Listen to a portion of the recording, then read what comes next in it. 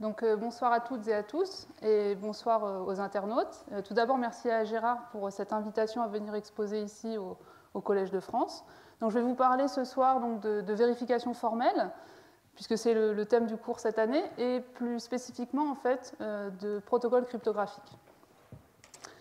Donc, les protocoles cryptographiques, on en trouve un peu partout, on les utilise quotidiennement, et ils sont destinés en fait, à sécuriser nos communications.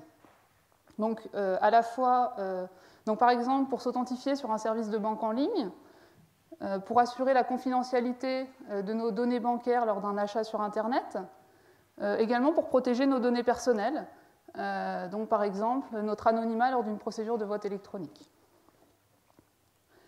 Alors, ces protocoles ne fonctionnent pas toujours comme ils le devraient. Alors, quelques exemples qui ont fait grand bruit récemment dans la presse. Donc, tout d'abord, le paiement sans contact. Donc, il faut savoir que plus de 30 millions de cartes de paiement sans contact sont en circulation aujourd'hui en France, soit plus d'une carte sur deux. Et en fait, ces cartes, le problème avec ces cartes, c'est que donc, on n'a plus besoin d'insérer la carte physiquement dans le lecteur et on ne demande plus non plus le code PIN à son utilisateur. Et donc ça rend possible l'attaque suivante, qui est une attaque par relais, qui va consister en fait à transmettre les messages à une carte distante et en fait à faire payer en fait, donc ça c'est le lecteur de carte qui est censé supposer avec la carte à proximité, et en fait en relayant les messages suffisamment rapidement, on va être en mesure de faire payer une carte distante la consommation qu'on voulait faire payer par cette carte. Et donc le problème ici, c'est vraiment qu'aucun dispositif finalement ne permet d'assurer la proximité physique de la carte qui est censée réaliser la transaction. D'autres exemples, donc on trouve maintenant ces protocoles donc dans ce qu'on appelle les voitures connectées. Et donc au début des années 2000, typiquement, ces attaques par relais sont également réalisables sur les systèmes d'accès et de démarrage main libre utilisés dans les voitures modernes. Donc autrement dit, quand vous approchez de votre voiture, la porte est censée s'ouvrir, mais là encore, avec une attaque de type attaque par relais, il va être possible d'ouvrir votre voiture alors que vous n'êtes pas physiquement présent à côté d'elle. Plus grave, donc vous avez peut-être entendu parler l'été dernier d'une attaque donc de la prise de contrôle d'une Jeep à distance. Donc en fait, ce qui s'est passé, c'est que démonstration a été faite qu'il était possible de prendre le contrôle de la voiture, donc non seulement contrôle des essuie-glaces, de la radio, de la climatisation, mais plus grave, du système de freinage. Et donc les experts s'inquiètent, à juste titre, je dois dire, de la vulnérabilité des nouvelles générations de voitures dites connectées. Donc pour sécuriser tous ces dispositifs, on a recours à ce qu'on appelle des protocoles cryptographiques. Donc un protocole cryptographique, qu'est-ce que c'est? Donc tout d'abord, un protocole cryptographique, c'est un protocole, et en ce sens, c'est un petit programme qui doit expliciter comment on va échanger les messages. Alors, dans le cadre des protocoles cryptographiques, la partie très importante, c'est que ces protocoles ont pour but d'assurer la sécurité, et y compris dans un environnement, on va dire, hostile. Donc il faut toujours penser que l'on est face à un adversaire. Et donc cet adversaire en particulier va pouvoir écouter les communications et intercepter les messages. Donc il n'est pas question en fait de communiquer en envoyant des messages en clair, on va utiliser ce qu'on appelle des primitifs cryptographiques, tels que le chiffrement, donc on parle de chiffrement symétrique, de chiffrement asymétrique, des mécanismes de signature, des fonctions de hachage et tout ce genre de choses. Alors aussi surprenant que cela puisse paraître, pour comprendre l'essence même d'un protocole cryptographique, on n'a pas forcément besoin de comprendre comment fonctionnent les primitifs cryptographiques. J'ai juste besoin en fait de vous expliquer grossièrement en fait ce que sont ces primitifs cryptographiques, mais je ne vais pas entrer dans le détail de celles-ci. Donc je vais vous présenter les plus classiques, mais il en existe vraiment une quantité assez extraordinaire. Et donc la plus classique, c'est sans doute le chiffrement symétrique. Donc on appelle ce mécanisme, donc le mécanisme de chiffrement, l'idée c'est vraiment étant donné un message en clair, on va utiliser ce qu'on appelle un algorithme de chiffrement et une clé de chiffrement pour cacher le message. On va obtenir ce qu'on appelle un message chiffré, et pour récupérer le message en clair à partir de ce message chiffré, il faudra en fait posséder la clé de déchiffrement. Et dans ce cas précis, la clé utilisée pour chiffrer et la clé utilisée pour déchiffrer sont exactement les mêmes. C'est en ce sens qu'on parle de chiffrement symétrique. Donc c'est un mécanisme très ancien qui a été utilisé par exemple notamment pendant la Seconde Guerre mondiale via la machine de chiffrement qui s'appelait Enigma. Et ce sont des algorithmes qui sont encore utilisés à l'heure actuelle, alors sous des formes plus modernes. Vous avez sans doute entendu parler donc, du DES ou de l'AES. Alors, un autre mécanisme très important en cryptographie, c'est le chiffrement asymétrique. Donc là, toujours le même principe, l'idée va être de cacher le contenu d'un message en clair, mais cette fois-ci, on va utiliser deux types de clés bien distincts. On va utiliser une clé publique pour chiffrer et une clé privée pour déchiffrer. Alors bien sûr, ces deux clés sont reliées entre elles, mais pour chiffrer un message, vous avez besoin de la clé publique de votre destinataire, et seul lui, qui sera détenteur de sa clé privée, en fait, pourra déchiffrer le message. Donc c'est vraiment le système qui est utilisé, par exemple, si vous chiffrez vos courriers électroniques. Donc souvent, on met sur sa page web, par exemple, sa clé publique, pour que tout un chacun puisse savoir que ma clé publique est bien celle-ci. Alors ce mécanisme est beaucoup plus récent. En fait, il a été inventé en 1976 par Diffie-Hellman, qui ont reçu en fait, le prix Turing cette année pour cette invention. Et c'est un système qui est toujours utilisé à l'heure actuelle. Alors ce mécanisme est également en fait, utilisé pour faire ce qu'on appelle de la signature électronique, également utilisé en fait, lorsqu'on envoie des emails. Cette fois-ci, donc, le procédé est un peu le même, sauf que lorsque vous voulez signer un message, l'idée c'est que vous allez utiliser votre clé privée, que vous êtes le seul à posséder, pour signer votre message, et par contre, tout un chacun qui connaît votre clé publique sera en mesure de vérifier votre signature. Donc, en quelque sorte, le rôle des deux clés est inversé. Donc voilà, ça, j'ai envie de dire, c'est tout ce dont j'ai besoin de savoir ce soir pour ensuite pouvoir parler de la couche vraiment protocole, donc où l'idée va être vraiment cette fois-ci, j'ai envie de dire, d'utiliser ces briques de base pour composer notre protocole cryptographique.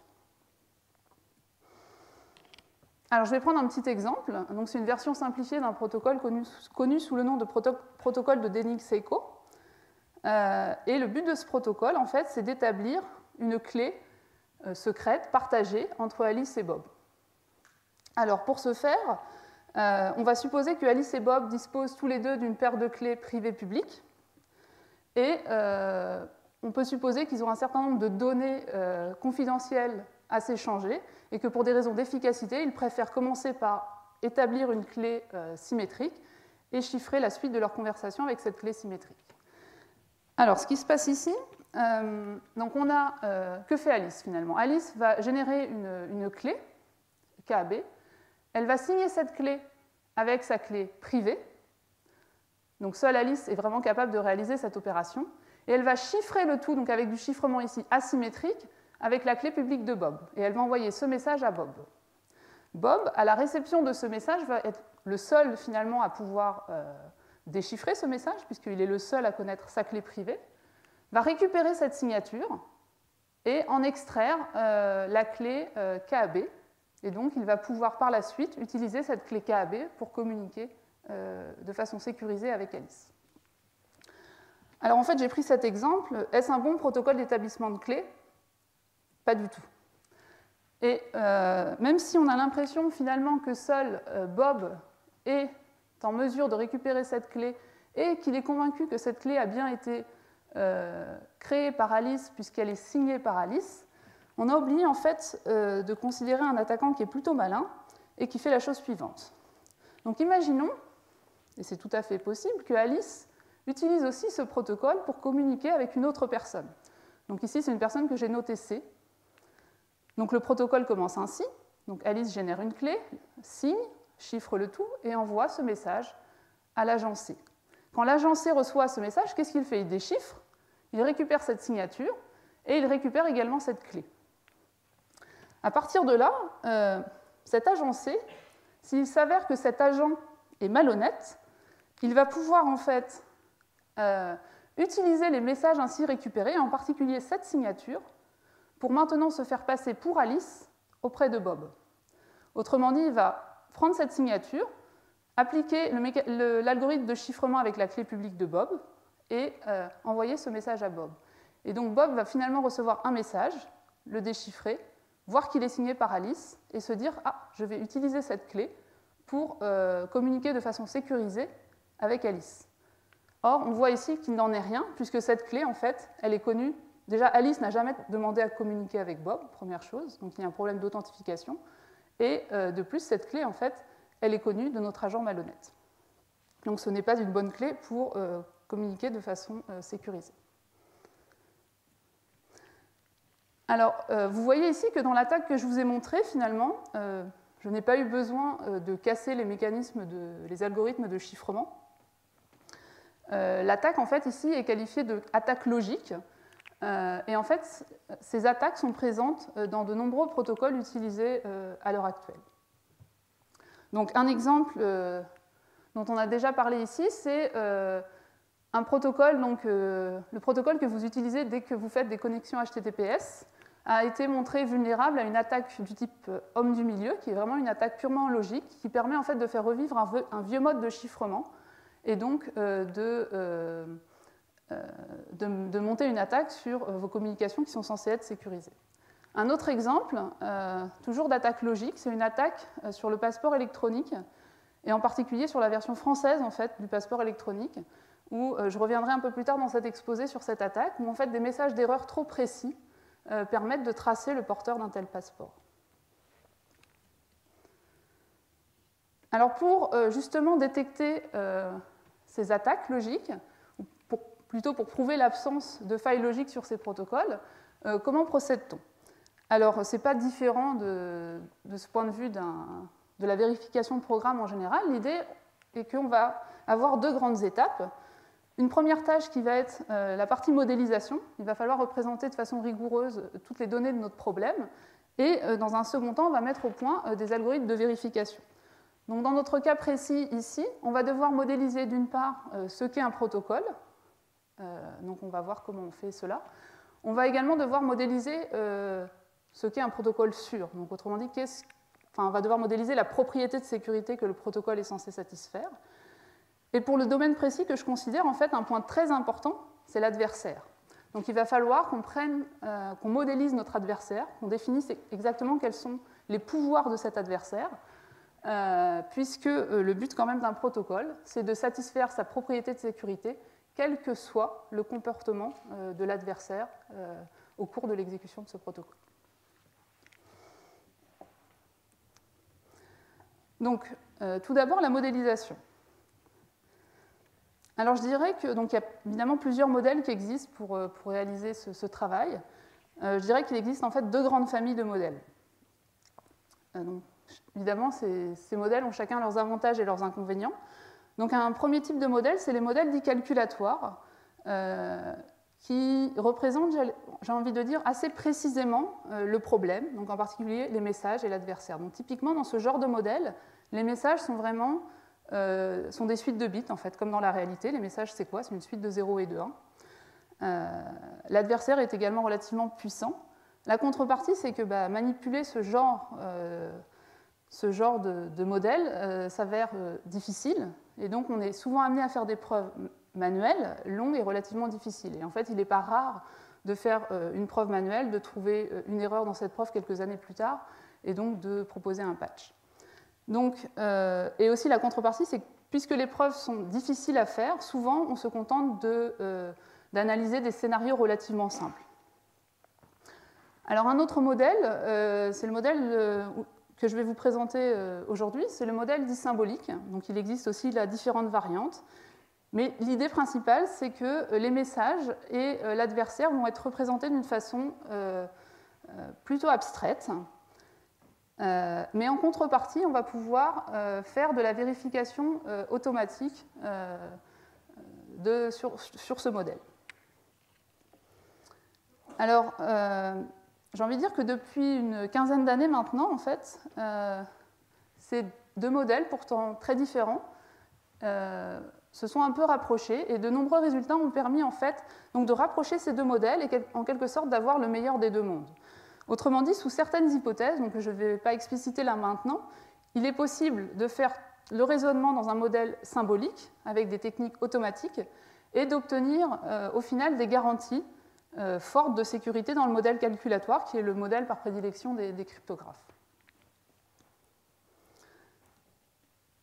Alors, dans les modèles symboliques, un point très important, c'est comment on modélise les messages. Donc, je vous ai dit, dans le modèle calculatoire, les messages, ce sont des suites de bits, c'est la réalité. Ici, on va modéliser les messages par des termes. Autrement dit, on ne va retenir que la structure globale du message. Donc, typiquement, si je reviens sur mon exemple du protocole de Denning-Seiko, souvenez-vous, Alice envoie ce message, et finalement, ce message, ce n'est rien d'autre qu'un terme. Et donc, je vais juste me souvenir que ce message, c'est quoi? C'est j'ai chiffré, avec l'algorithme de chiffrement asymétrique, un message avec la clé publique de Bob. Ce message, c'est quoi? C'est une signature d'une donnée que j'ai fraîchement générée et signée avec la clé privée d'Alice. Je ne vais vraiment retenir, j'ai envie de dire, que l'essentiel. Donc ça, ce sont pour les messages. L'autre point important, c'est notre adversaire. Quel est le pouvoir de notre adversaire? Alors tout d'abord, un point qui maintenant ne fait plus débat, c'est l'adversaire connaît le système, donc il sait exactement comment fonctionne le protocole. Néanmoins, le protocole doit être sûr. Et donc la sécurité du protocole ne doit pas reposer sur le fait que le protocole n'a pas été dévoilé, on ne sait pas exactement comment ça fonctionne. La sécurité du protocole doit reposer sur le fait que les clés ne sont pas connues de l'attaquant, et donc, de par ce fait, l'attaquant ne peut pas casser la bonne marche du protocole. En général aussi, donc, dans ces modèles, on considère un attaquant relativement fort, dans le sens qu'il va contrôler entièrement le réseau de communication. Donc, ce qui veut dire que notre attaquant peut lire tous les messages qui circulent sur le réseau de communication, il peut les intercepter, il peut même en envoyer de nouveaux. D'accord ? Alors, il peut en envoyer de nouveaux, mais pas n'importe quoi. Évidemment, si notre attaquant on lui donne la possibilité de construire des messages, j'ai envie de dire, qui ne sortent de nulle part, il va vraiment être très fort et ce ne sera pas des attaques réalistes. L'idée ici, c'est qu'il va pouvoir construire des nouveaux messages, mais uniquement à partir de sa connaissance. Donc, ce qu'on va lui donner comme pouvoir, c'est... Alors, l'algorithme de chiffrement asymétrique, c'est un algorithme public. À partir du moment où on connaît le message et la clé, on peut appliquer cet algorithme et obtenir un chiffré. D'accord ? Notre attaquant, il va également pouvoir déchiffrer des messages. Mais pour déchiffrer un message, il va devoir connaître la clé privée associée. Et dans ce cas, il sera en mesure de récupérer le message en clair. D'accord ? De même, pour le mécanisme de signature, on a un attaquant qui peut signer des messages à partir du moment où il connaît le message et la clé privée. Et les mécanismes de signature ne sont pas censés protéger les messages, donc un attaquant qui connaît une signature va pouvoir en extraire le contenu. Donc on représente vraiment par des règles, donc là je vous ai présenté uniquement deux primitives, mais l'idée c'est vraiment de représenter par des règles logiques ce que l'attaquant peut calculer, déduire à partir d'un ensemble de messages. Alors sur un petit exemple, admettons que notre attaquant ait intercepté sur le réseau de communication ces deux messages, un message M et la clé publique de A. Quels sont les messages que l'attaquant peut construire à partir de cet ensemble? Alors bien sûr, il connaît cet ensemble T0, il va pouvoir aussi se mettre à chiffrer M avec la clé publique de A, puis il peut même recommencer, et ainsi de suite. Donc en fait, notre attaquant il va être en mesure de calculer un grand nombre de messages. Donc notre but ne va pas être d'essayer d'énumérer tous ces messages, ça n'a pas d'intérêt pour nous. La question qu'on va se poser, c'est plutôt le problème suivant. Donc c'est ce qu'on appelle le problème de déduction. Étant donné un ensemble fini de termes, T, donc ce sont en fait les messages que l'attaquant a vu passer sur le réseau de communication jusqu'à présent, et étant donné un terme, j'ai envie de dire un terme cible U, c'est-à-dire un message que l'attaquant aimerait connaître, on va se poser la question de savoir si ce message U est dérivable, déductible par l'attaquant à partir de cet ensemble de messages T qu'il connaît. Alors en fait, ce problème, c'est un bon début puisqu'on a envie de savoir si l'attaquant est en mesure de déduire un secret à partir des messages qu'il a vus jusqu'à présent. Et donc un petit exemple. Donc je reviens sur mon protocole de DNX-Echo. Donc si vous vous souvenez, donc je vais supposer que l'attaquant il a écouté ce qui se passait sur le réseau. Donc déjà l'attaquant, c'est notre agent malhonnête C, il connaît sa clé privée, il connaît aussi la clé publique de Bob, et il a intercepté sur le réseau ce message, puisque c'était le message envoyé par Alice pour lui. Et la question qu'on peut se poser, c'est est-ce que ce message est déductible par notre attaquant? Donc la réponse ici est oui. Comment en fait, c'est assez simple. Ce que doit faire notre attaquant, c'est simplement de prendre ce message qui est dans sa connaissance, le déchiffrer, il va obtenir cette signature, et le chiffrer avec la clé publique de Bob. Donc ce message est déductible par notre attaquant. Alors en fait, pour décider la bonne nouvelle, j'ai envie de dire, c'est que ce problème de déduction en fait, est décidable en temps polynomial. Donc autrement dit, on sait faire et on sait le faire vite et bien, au moins pour les primitifs classiques. Donc pour tout ce qui est chiffrement, symétrique, asymétrique, signature, fonction de hachage et tout un tas d'autres primitifs. Alors comment fonctionne cet algorithme? Donc cet algorithme est en fait relativement simple, donc je vais vous le présenter maintenant. Donc c'est un algorithme où on va tout d'abord en fait, calculer tous les sous-termes. Donc on a dans notre problème de départ, rappelez-vous, un ensemble de termes T, la connaissance de l'attaquant, et un terme U, le terme cible. Et on va calculer en fait tous les sous-termes de T et de U, autrement dit toutes les sous-formules qui apparaissent dans T et dans U. Donc cet ensemble de sous-formules, c'est ce que j'ai représenté ici par cette ellipse, et ensuite on va procéder assez simplement par saturation. Donc l'idée va être de se demander quels sont les termes qui, dans cet ensemble, donc toujours les termes qui sont dans cette ellipse, que l'on peut obtenir donc à partir de la connaissance de l'attaquant en une étape. Donc cet ensemble va grossir. Je vais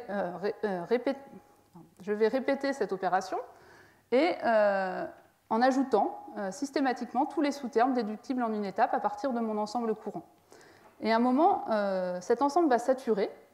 Et si je veux savoir, je vais regarder en fait maintenant où se trouve mon terme cible. Soit il est dans cet ensemble, donc j'ai atteint ce terme cible, et dans ce cas-là, je peux répondre que oui, mon terme est déductible. Sinon, je réponds non. Alors cet algorithme, on peut montrer donc, que c'est un bon algorithme, donc déjà il termine, donc il va répondre. Pourquoi? Donc c'est assez simple, c'est que l'ensemble que je calcule, c'est un ensemble de sous-termes qui est fini, donc à un moment, oui, la saturation, je vais l'atteindre, cet algorithme va s'arrêter. Cet algorithme est correct, puisque par construction, en fait, je n'ajoute que dans mon ensemble courant, je n'ajoute que des termes qui sont déductibles en une étape à partir de l'étape précédente qui ne contenait elle-même que des termes déductibles. Donc les termes que j'ajoute sont toujours dérivables à partir de mon ensemble grand T.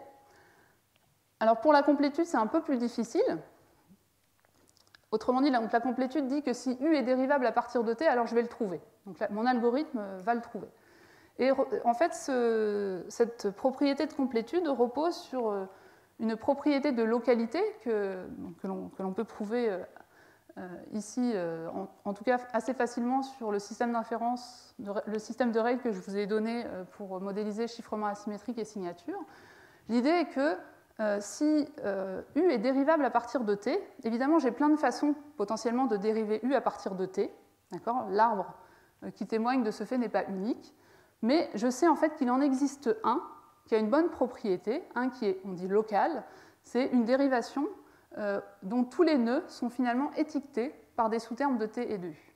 Donc autrement dit, quand je dois dériver un terme U à partir d'un ensemble grand T, ce n'est pas la peine d'aller chercher, de me disperser et d'aller essayer d'explorer des morceaux d'arbre de preuve qui sortiraient de cet ensemble de sous-termes. Donc tout ça, c'est bien beau, j'ai envie de dire, on est content déjà, au moins on sait répondre à la question est-ce qu'un terme est déductible d'un ensemble de termes donnés. Autrement dit, on a considéré, j'ai envie de dire, pour l'instant, un attaquant relativement sympathique, puisque cet attaquant, on peut imaginer qu'il laisse les protocoles s'exécuter tranquillement comme il le souhaite, il se contente d'écouter ce qui se passe sur le réseau, et de temps en temps, il se dit, tiens, est-ce qu'à partir de tout ce que j'ai appris, je ne serais pas en mesure de déduire un petit secret intéressant. Mais c'est un attaquant qui est relativement passif. Or, on a vu dans l'exemple que je vous ai montré en introduction que l'attaquant peut également être actif, et en particulier plutôt d'essayer d'exploiter, j'ai envie de dire, les messages vraiment émis par le protocole, c'est-à-dire lui-même de lancer des nouvelles sessions du protocole pour essayer de récupérer des informations intéressantes. D'accord ? Mais pour ça, il va nous falloir modéliser ce qu'est un protocole. Donc je reviens un peu sur la notion de protocole. Donc un protocole, qu'est-ce que c'est ?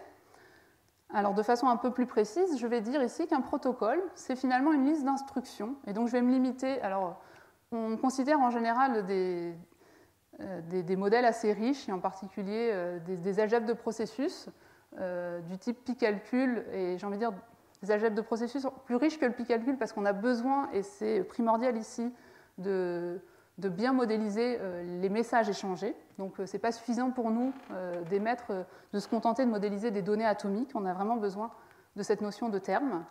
Mais j'ai pris ici, en fait, pour simplifier, une algèbre de processus très simple, finalement, où je vais avoir trois types d'actions. L'émission d'un message, la réception d'un message, et alors un truc important quand même en cryptographie, c'est cette opération qui va modéliser en fait la génération d'une donnée fraîche. C'est important en cryptographie parce qu'en fait ces protocoles utilisent souvent des nombres aléatoires, ce qu'on appelle des nonces, et aussi par exemple pour générer une clé de session fraîche. Et donc si je reprends mon petit exemple du protocole de DNIX-ECHO, donc je vous l'ai remis ici, finalement, mon protocole c'est quoi? Alors ici c'est un protocole à deux agents, il y a deux rôles, Alice et Bob. Alors Alice, que fait Alice? C'est assez simple, elle génère une donnée fraîche. Donc si on exécute plusieurs fois le protocole, à chaque fois on prend une nouvelle donnée fraîche. Et elle se met à émettre ce message. Et que fait Bob? Bob, si il communique avec Alice, finalement, lui, il va attendre un message, donc il s'attend à réceptionner un message, alors pas tout à fait n'importe quoi, il s'attend à réceptionner un message de cette forme. Et donc de cette forme, ici, ça veut dire un message chiffré par sa clé publique à lui, la clé publique de Bob, et à l'intérieur, il doit y trouver un message signé par la clé privée d'Alice. D'accord ? Mais par contre, quel est ce message? Il n'en sait rien pour l'instant. Donc c'est pour ça que l'on met en fait ici une variable, et je ne suis pas en mesure ici de vous donner la valeur de cette variable. Alors bien sûr, dans une exécution honnête, j'ai envie de dire, normalement, cette variable, ce sera exactement ce cas qui est ici. Alors maintenant qu'on a modélisé le protocole, une dernière question à se poser pour la modélisation, c'est qu'est-ce qu'un protocole sûr? Et là, j'ai envie de dire, en vrai, c'est assez difficile. Donc modéliser les propriétés, c'est vraiment quelque chose de dur. Donc, je vous ai mis ici des mots. Derrière ces mots, on a tous une idée assez intuitive de ce qui se cache derrière. Malheureusement, quand on doit vraiment donner une signification précise à ces mots, donc trouver des définitions formelles, c'est vraiment difficile, et des définitions formelles, en fait, n'existent pas toujours. Donc, pour les propriétés les plus simples et les plus usuelles, comme la confidentialité ou l'authentification, des définitions existent, mais par contre, pour des propriétés un peu plus exotiques, comme par exemple ce qu'on peut trouver dans le cadre du vote électronique. Donc, dans le vote électronique, on veut vouloir parler d'anonymat, mais on veut souvent plus que l'anonymat, on veut aussi pouvoir parler de absence de reçu, de résistance à la coercition, etc. Et alors, des définitions formelles de ce type, il n'y a pas consensus à l'heure actuelle, en fait, sur des définitions formelles pour ce type de propriété. Donc ici, je vais regarder, dans un premier temps en tout cas, des propriétés assez simples, donc des propriétés du type confidentialité. Donc un agent malhonnête ne doit pas être en mesure de déduire une donnée confidentielle. Et une autre propriété très importante en fait, pour les protocoles cryptographiques, c'est les propriétés d'authentification, à savoir que quand un agent B termine son protocole en pensant avoir communiqué avec un autre agent A, eh bien, on aimerait bien être sûr que cet agent A a bien joué le protocole, et a priori avec B. Donc ce sont les deux propriétés de sécurité vraiment les plus importantes dans les applications courantes. Alors maintenant qu'on a fait cet effort, j'ai envie de dire, de modélisation, on va pouvoir attaquer le problème de la vérification. Donc maintenant, est-ce que notre protocole satisfait la propriété de sécurité, et ce, quelles que soient les actions faites par notre attaquant? Alors c'est un problème difficile, donc, puisque notre but ici, en fait, c'est de faire des preuves mathématiques et rigoureuses, et si possible d'une façon automatique. Donc en gros, ce que je demande, c'est de construire une machine à détecter les bugs. Alors, il n'y a pas de mystère, une telle machine, en fait, n'existe pas, on dit que ce problème est indécidable, et ça reste vrai, en fait, dans mon cadre à moi ici, donc dans ce cadre particulier, que sont les protocoles cryptographiques. Donc ça, c'est une mauvaise nouvelle. Que faisons-nous donc pour vérifier ces protocoles? Alors, il y a plusieurs approches possibles.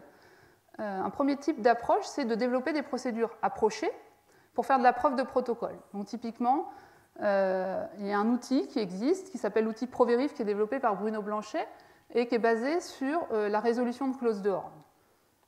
Un autre outil qui s'appelle l'outil Tamarin, qui, lui, fonctionne plus par recherche en arrière pour essayer de surapproximer tous les comportements possibles.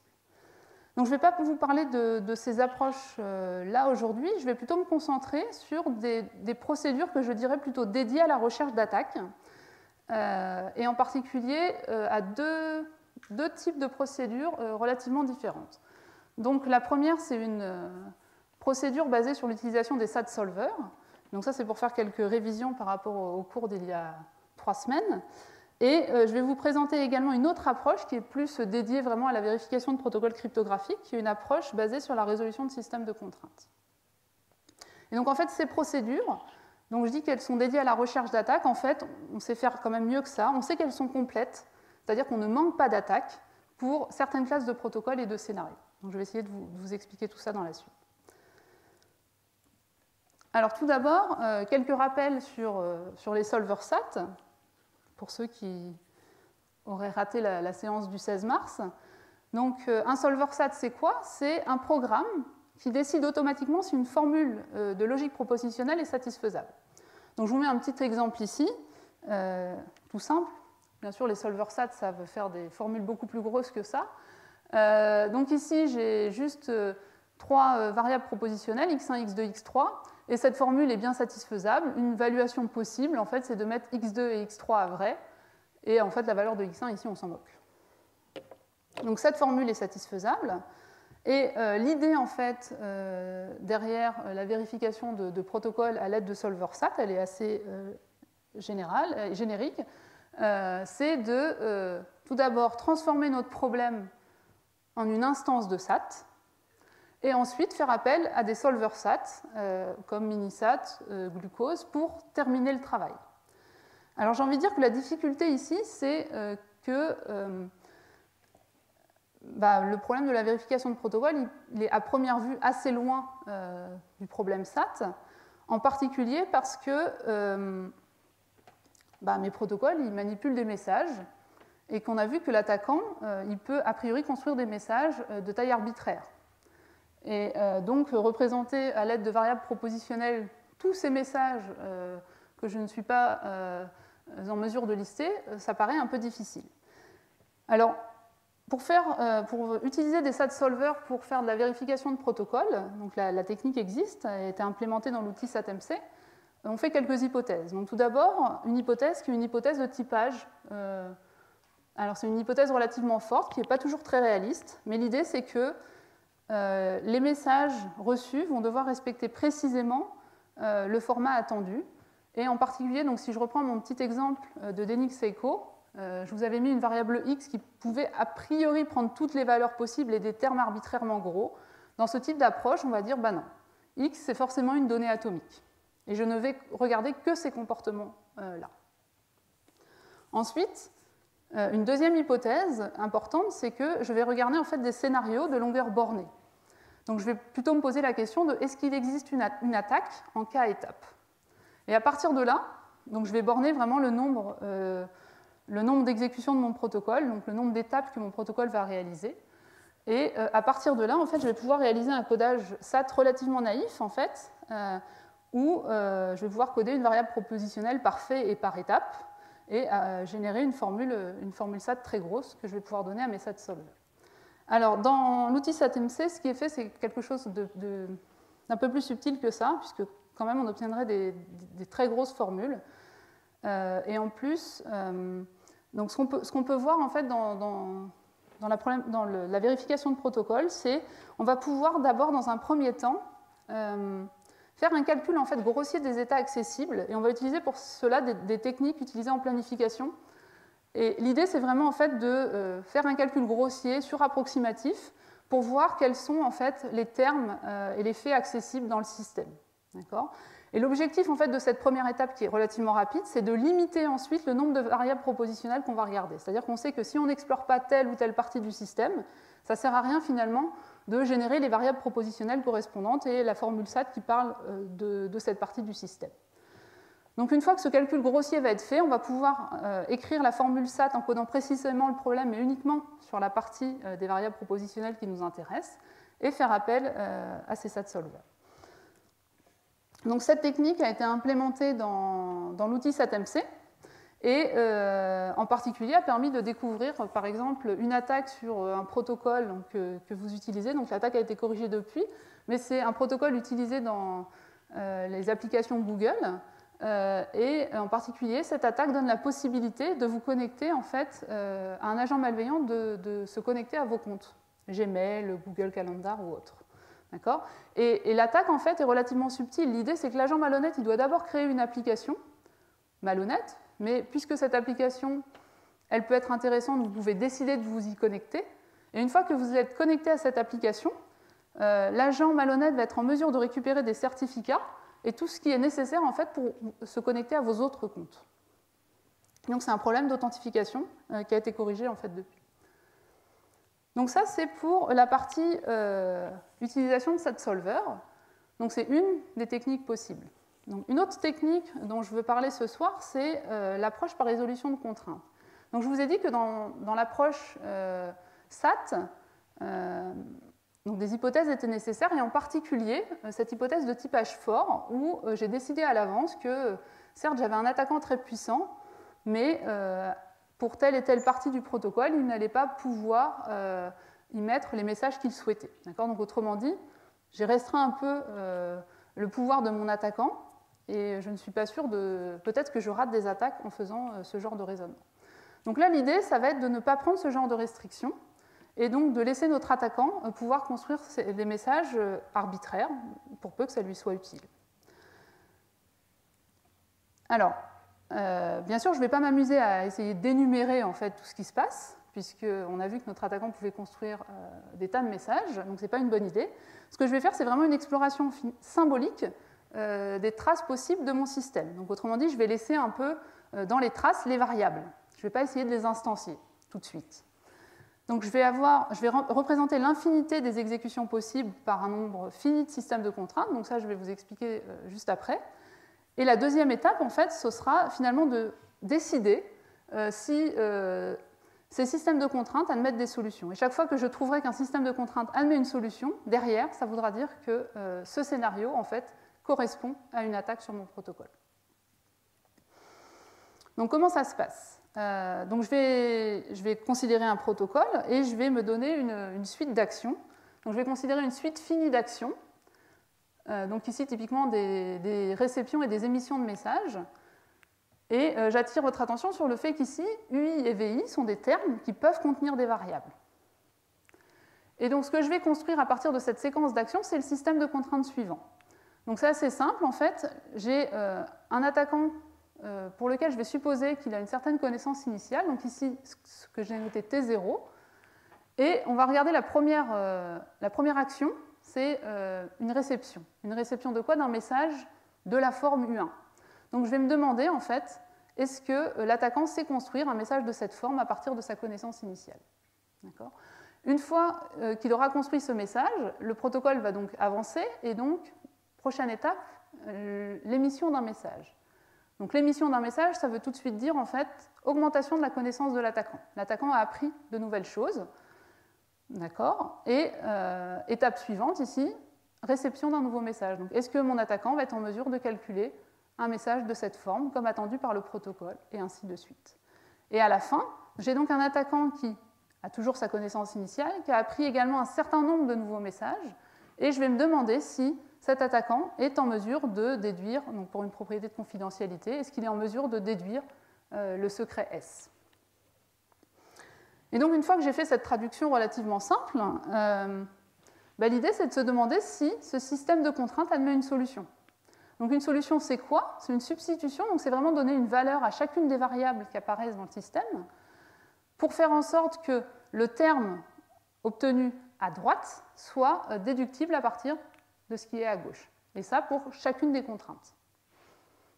Et si on a une solution en fait, de ce système de contraintes, ça veut dire que cette substitution, finalement, elle va donner un scénario concret pour l'attaquant qui va le mener à connaître ce secret S. Alors, toujours sur mon exemple de DNX-ECO, donc là, j'ai considéré un scénario très simple.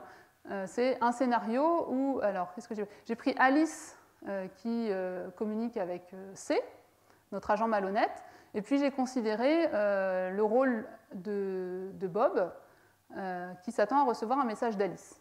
Et donc, c'est une réception de message, et ici, j'ai une variable, puisque Bob ne connaît pas a priori la valeur de cette variable. Donc, ce que je vais faire, c'est que je génère, comme expliqué précédemment, le système de contraintes associé à ce scénario. Et je rajoute cette contrainte pour demander un scénario à l'issue duquel, en fait, cette clé que va recevoir Bob, qui est supposée rester secrète entre Alice et Bob, est finalement déductible de l'attaquant. Alors ici, est-ce que ce système de contraintes admet une solution? Alors la réponse ici est oui. En fait, il suffit d'instancier cette variable x par la clé KAC. Et donc, si j'instancie x par KAC, on voit que ce message en fait, est déductible puisqu'il suffit de déchiffrer ce message avec la clé privée de C qui est dans la connaissance initiale de notre attaquant. Et ensuite, il peut rechiffrer le message ainsi obtenu par la clé publique de B. Et on obtient exactement le message attendu. Ensuite, pour cette contrainte ici, l'idée va être elle est également satisfaisable dans la mesure où je vais pouvoir déchiffrer ce message avec la clé privée de C et extraire la clé de la signature. Donc, ces deux contraintes, en remplaçant x par KAC, en fait, j'obtiens bien un système de contraintes. C'est une solution de mon système de contraintes. Alors ici, c'est assez simple, on a fait ça à la main. Faut voir que donc la difficulté, finalement, ce qui nous reste à résoudre ici, c'est de trouver une procédure pour décider automatiquement si un tel système de contraintes admet une solution. Alors, comment on fait le cas général?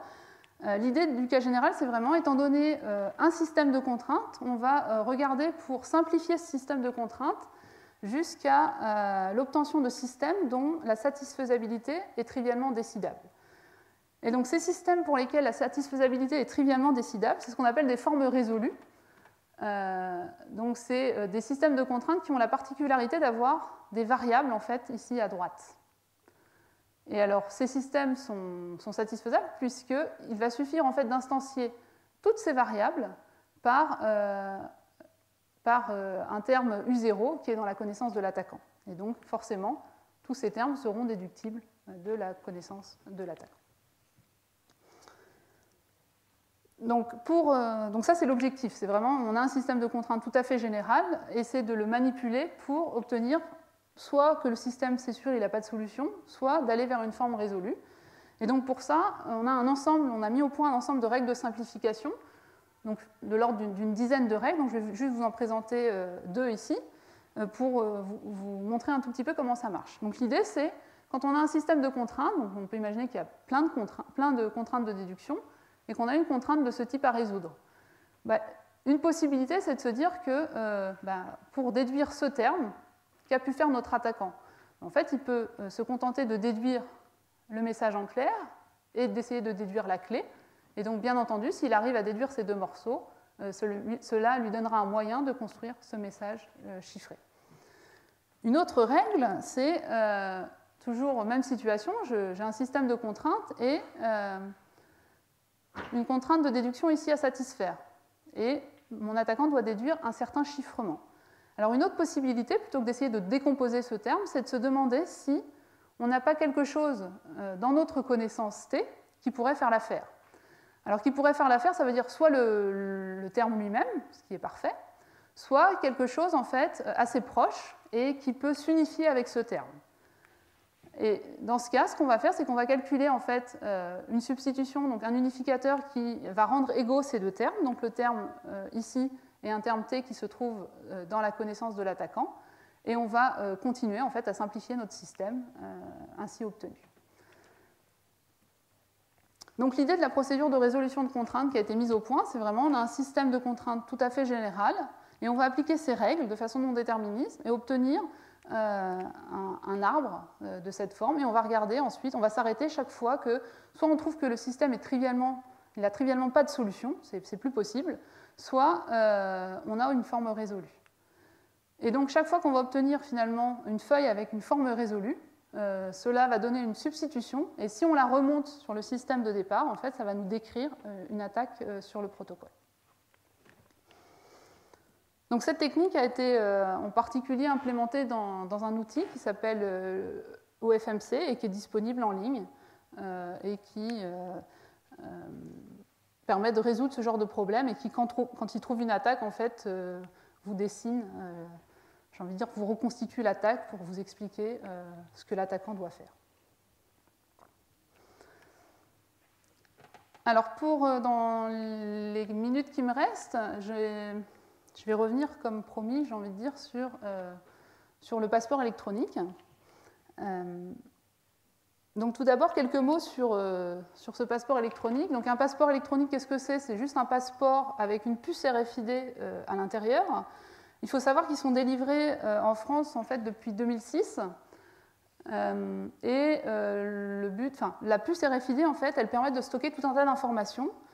Alors en particulier les informations écrites sur le passeport, votre photo numérisée et tout un tas d'autres choses. Ce qu'il faut savoir aussi, c'est que ce passeport ne possède pas de bouton off, donc il est interrogeable à distance à l'insu de son propriétaire. Donc si vous avez votre passeport dans la poche, a priori, on peut interroger votre passeport pour obtenir des informations. Alors si je fais un tout petit historique, sur les premières générations de passeports électroniques, alors ce n'était pas en France, c'était en Belgique. Alors là c'est assez simple puisque aucun mécanisme de sécurité n'était présent sur ces passeports. Autrement dit, il suffisait d'interroger votre passeport et on pouvait récupérer vos données personnelles. Ils étaient vraiment envoyés en clair, sans protection, sans chiffrement. Sur la deuxième génération de passeports électroniques, pour des raisons de sécurité, un protocole a été mis en place, c'est le protocole BAC, et ce protocole avait en fait deux objectifs. D'une part, de protéger nos informations personnelles, autrement dit que lorsqu'on interroge le passeport, il n'est pas question que nos données personnelles transitent en clair, il va falloir les chiffrer. Et donc pour ça, le protocole BAC est un protocole d'établissement de clés qui établit une clé de session et ensuite cette clé est utilisée pour chiffrer vos données. Et c'est vraiment ce mécanisme qui est implémenté dans les passeports émis en France, donc du coup à partir de 2006. Et donc le deuxième objectif du protocole BAC, c'est aussi ce qui concerne en fait le respect de la vie privée. Et le protocole BAC a été conçu en fait pour préserver, a priori, la non-traçabilité des porteurs de passeports. Donc par non-traçabilité, ce que j'entends, c'est que un utilisateur en fait, doit pouvoir utiliser plusieurs fois un service ou une ressource. Donc ici, c'est le passeport. L'utilisateur doit pouvoir utiliser plusieurs fois son passeport sans permettre à un tiers de faire un lien entre ces différentes utilisations. Autrement dit, un tiers ne doit pas pouvoir dire « Ah, tel passeport était à tel endroit à un instant T, et voilà que le même passeport, je le retrouve à tel autre endroit à un instant T'. » Donc c'est cette propriété que l'on dit propriété de non-traçabilité. Alors, une question qui se pose sur cette propriété, déjà, elle est exprimée joliment, mais qu'est-ce que ça veut dire exactement? Donc une définition formelle a été proposée en fait en 2010, puisque en fait c'est pas une propriété de confidentialité, c'est pas de l'authentification. L'idée n'est pas de savoir si une exécution mène à un mauvais état, c'est pas ça la question. Donc ça a été formalisé de la façon suivante. La question finalement c'est de se demander si un attaquant peut faire la différence entre deux situations. Donc d'une part j'ai une situation où un même passeport est utilisé plusieurs fois, et ça j'ai envie de dire c'est la vraie vie. On utilise plusieurs fois son passeport, ce n'est pas un passeport à usage unique. Et la deuxième situation est plus une situation idéale, où je vais considérer une situation où chaque passeport est utilisé au plus une fois. Et j'ai envie de dire que dans cette situation idéale, tout est joli, puisqu'a priori, c'est non traçable par construction. Et donc, la question qu'on va se poser, finalement, c'est une question de se demander si ces deux situations sont équivalentes.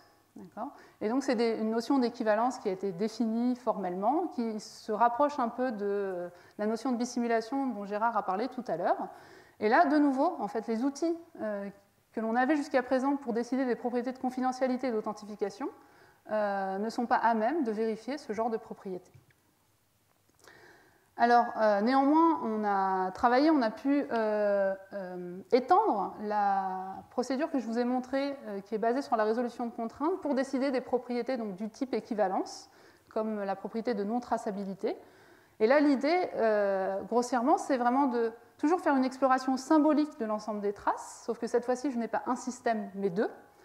Et la question ne va pas être de se demander si un certain système de contraintes est satisfaisable, mais plutôt de se demander si les deux systèmes de contraintes sont équivalents, et équivalents pour une notion de même ensemble de solutions. Donc la procédure vue de loin, c'est vraiment donc, de partir avec cette fois-ci des paires de systèmes de contraintes, de les simplifier, jusqu'à obtenir des systèmes pour lesquels décider l'équivalence sera trivial.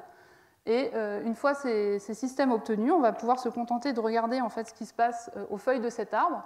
Et donc, si on a des paires vertes, donc soit pas de solution, ou résolu, on est content. Et chaque fois qu'on va trouver une paire de cette forme, avec un système qui n'a pas de solution contre un système qui admet des solutions, de nouveau, on va pouvoir remonter le fait que ce système a une solution.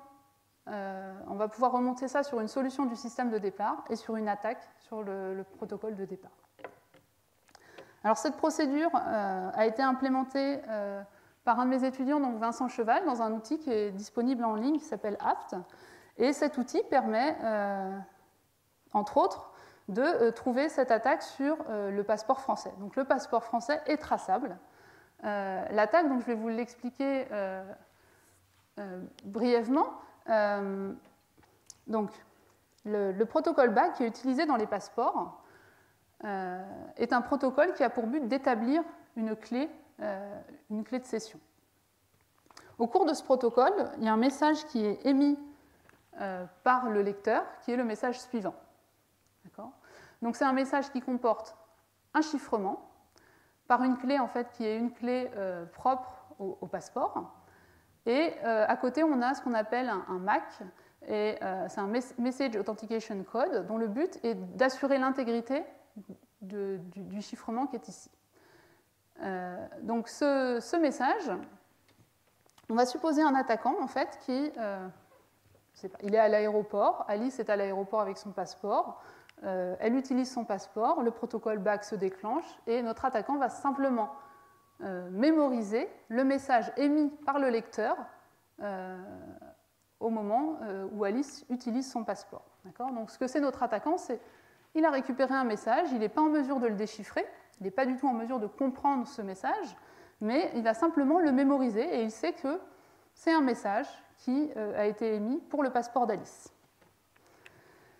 Et ensuite, notre attaquant, en fait, ce que peut faire notre attaquant, c'est, imaginons que je ne sais pas, notre attaquant il a envie de savoir quelles sont les heures d'entrée et de sortie d'Alice dans un certain bâtiment. Donc il va installer un petit dispositif à l'entrée du bâtiment qui va s'amuser à interroger les passeports en présence, y compris le passeport d'Alice quand elle s'approche de cette porte.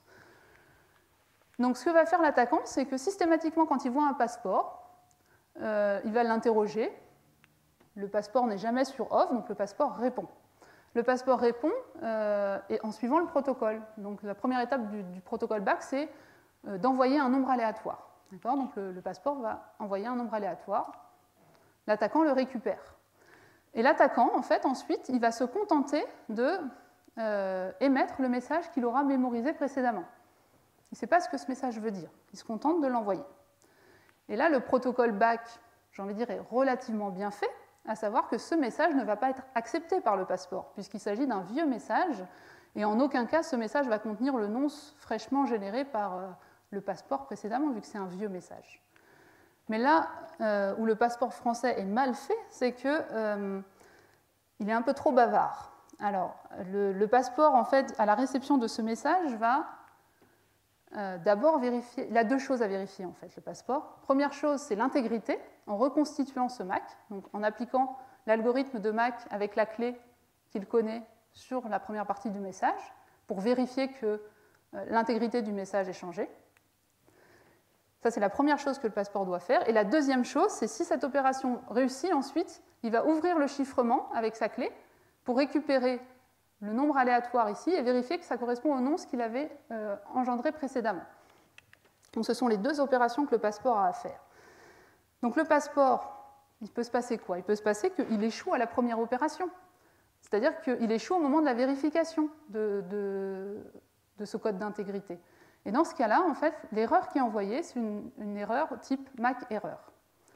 Et donc si l'attaquant reçoit MAC-erreur, en fait, ce que ça veut dire, c'est que la clé que le passeport est en train d'utiliser pour vérifier le MAC et la clé qui était utilisée ici, ce ne sont pas les mêmes, et que donc le passeport n'est pas celui d'Alice. Si par contre, cette vérification fonctionne, alors le passeport va se mettre à vérifier le nonce à l'intérieur. Alors bien sûr, là, ça va échouer, c'est sûr, et il va se mettre à émettre une autre erreur. Et donc, si notre attaquant voit passer une erreur de type problème sur le nonce, il pourra en déduire que la vérification de l'intégrité du message s'est bien passée et que donc le passeport est bien celui d'Alice. Donc c'est une attaque qui marche sur les passeports français, pas sur d'autres. La raison, en fait, c'est que dans la spécification du passeport, alors elle est relativement détaillée, cette spécification, mais pas tellement sur les messages d'erreur, justement. Donc il est écrit dans la spécification que les passeports doivent répondre par un message d'erreur en cas de problème, mais il n'est pas dit clairement quels sont ces messages d'erreur. Et donc, finalement, des interprétations différentes ont été faites suivant les implémentations, et il en a résulté en fait une erreur sur le passeport français. Alors, quelques mots pour conclure. Donc, je dirais ce qu'il faut retenir, c'est donc les protocoles cryptographiques sont difficiles à concevoir et à analyser, et vulnérables en particulier aux attaques logiques. Donc, avoir des primitives robustes, c'est bien, il le faut, mais ça ne suffit pas. Donc j'espère aussi que vous êtes convaincus du fait que c'est important de s'assurer du bon fonctionnement de ces protocoles, puisqu'il y a des enjeux économiques, des enjeux aussi humains, avec tous ces protocoles qui sont utilisés maintenant dans les voitures connectées. Et il faut voir que ce que l'on sait faire à l'heure actuelle, disons que ce que l'on sait bien faire, c'est vérifier des propriétés de sécurité. Donc vérifier les propriétés de sécurité les plus classiques, donc typiquement le secret, l'authentification, analyser des protocoles finalement plutôt petits, et également des primitives cryptographiques plutôt standards, donc du chiffrement symétrique, asymétrique, de la signature, des fonctions de hachage et ce genre de choses.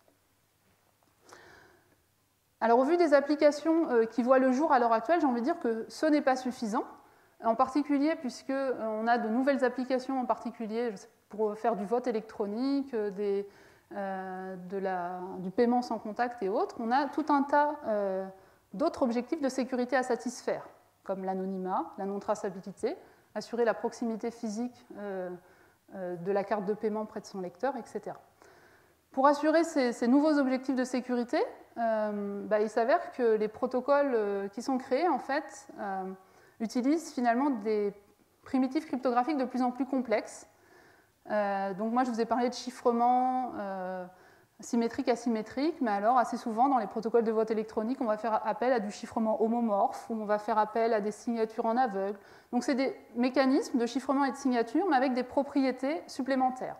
Alors c'est des propriétés supplémentaires nécessaires à la bonne marche du protocole, mais il faut voir une chose aussi, c'est que c'est des propriétés supplémentaires que notre attaquant va pouvoir aussi exploiter pour monter de nouvelles attaques. Et donc à l'heure actuelle, j'ai envie de dire, les outils ne sont pas performants pour prendre en compte toutes ces propriétés algébriques.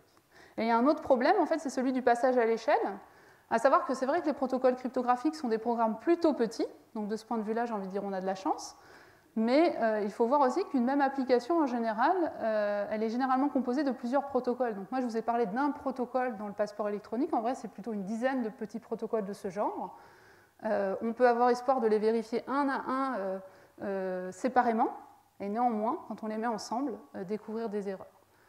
Donc, et de là à vérifier toute l'application d'un seul coup, c'est quelque chose d'assez difficile. Donc une possibilité, c'est en fait de les vérifier séparément et de faire en sorte d'avoir des techniques, de concevoir ces protocoles d'une certaine façon pour penser en fait à la modularité dès la création des protocoles et pour faire en sorte que quand on les a vérifiés séparément, on puisse en déduire que le protocole fonctionne, que l'application fonctionne globalement. Donc c'est des travaux de recherche qui existent à l'heure actuelle. On a de telles techniques à proposer pour créer des protocoles, j'ai envie de dire,